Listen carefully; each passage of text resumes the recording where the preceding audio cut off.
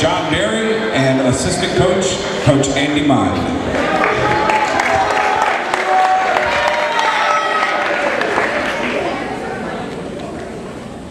First off, I would like to take this time to give out some thank yous because I know this has been a long season, long and grueling season.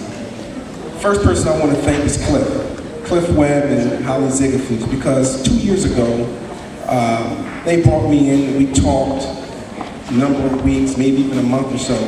And between those two, they decided to give us an opportunity to come in to coach here at Woods. And without those two in particular, I wouldn't be here right now. So I really appreciate that, guys, from the bottom of my heart.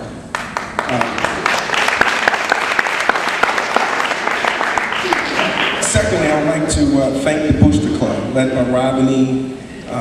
We have Paige, we have Diane. I mean, you guys have put in some phenomenal work. I think the work that you guys organized here with the tables, just the professionalism, the flowers, the food was outstanding. Just a really, really big crowd. I'd like to thank you guys. You guys really did a great job. I want to thank the parents as well. I know it's been real tough, especially for you. You know, you got some madman from Philadelphia, you know, who demands 2-hour-plus practices every single day. And if there's a situation where I didn't think we were ready, I would ask guys to come in at 5:30, 5:45 in the morning. And this happened on a number of occasions. We also practice on Saturdays sometimes, we practice on Sundays sometimes. It was kind of grueling. I appreciate parents for understanding me. And if, you know, I offended anybody and my demand for excellence and trying to get our guys from 9th place to wherever we was going to go, I'm deeply sorry for that, but I thought it was necessary for us to move to where we were going to go. So again, parents, thank you very much.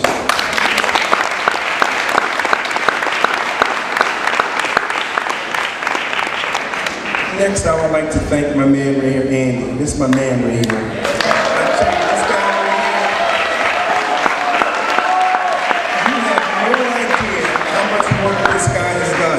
No idea. One of the things that people don't know is this. Anyone who's an assistant coach, we have to meet on Sundays from 11 to 1, 11 to 2.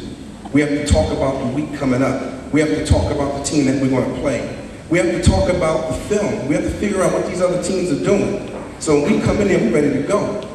Andy, no problem. There every week. The other thing that Andy did that was significant was he was able to take over a major part of the practices. It's tough to go into practice every day with 12, 13 guys and keep all of their attention and try to show them various things, or to run the scout team, or to run certain drills with certain individuals. Well, I tell you what, this guy right here, A++. Thanks, man, I appreciate that.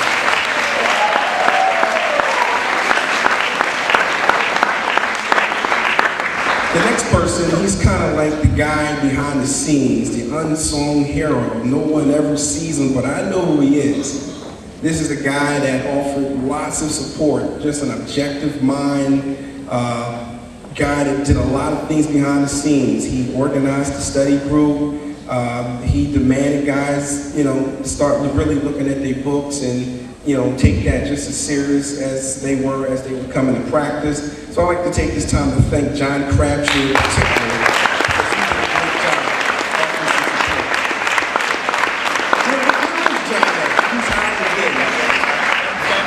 John, stand up, please. He's always hiding. I always talk to that guy. A couple hours on the phone, he goes to games to scout with us. We spend another hour or two in the car talking about what we're going to do, other teams. Just a guy that no one really sees.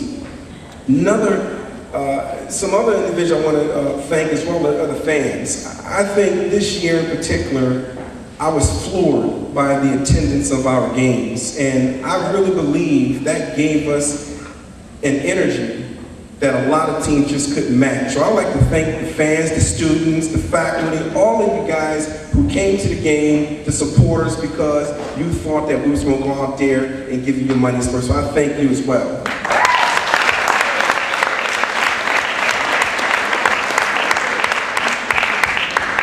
But most importantly, my guys, my 13 guys on the boys varsity team, I really want to thank them. Those are the guys who did it. Those are the guys who came to practice every day. Those are the guys that didn't give any excuses. Those are the guys that pushed themselves to do some things that maybe they didn't do before, and I'm extremely proud to say I coached those guys. So guys, I thank you very much for that.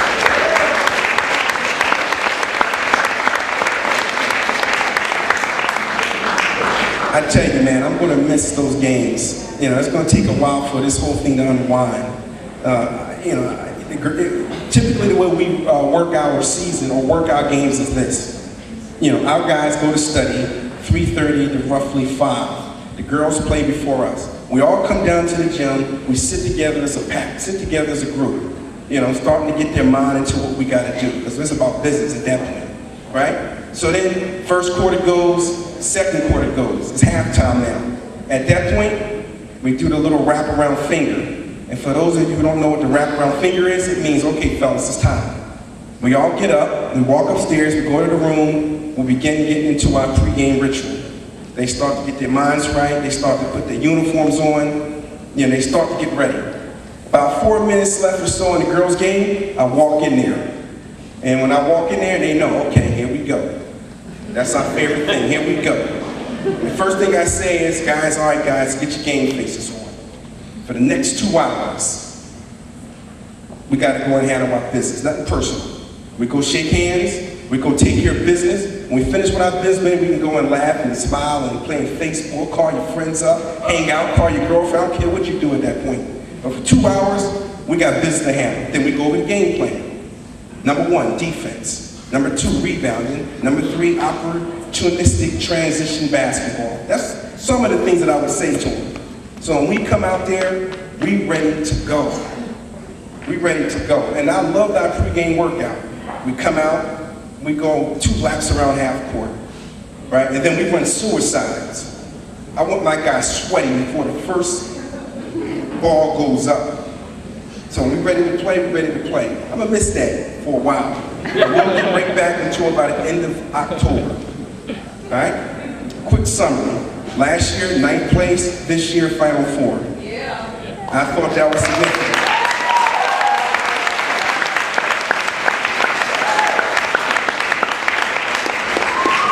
Here's the interesting thing, guys. We were this close. I don't think people really understand how close we really were. I'm telling you, we were a pressure team. We put pressure on people. We like to cause problems, get turnovers, get runouts for layups. The teams that we didn't beat, they were teams that can handle the pressure.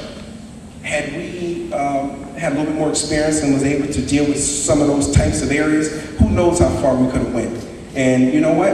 A lot of our guys feel like, you know, if we work hard, continue to work hard, prepare ourselves in the off season, do the things that's necessary, we'll see what happens next year.